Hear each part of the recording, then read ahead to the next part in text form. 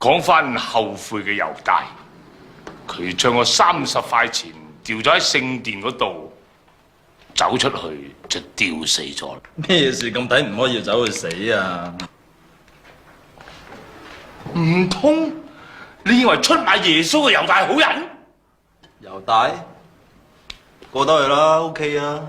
因為如果佢唔出賣耶穌，耶穌就唔會釘十字架。佢唔釘十字架嘅話咧，咁你都冇十字架攬噶咯。喂，你冇得撈噶咯，你驚嘛？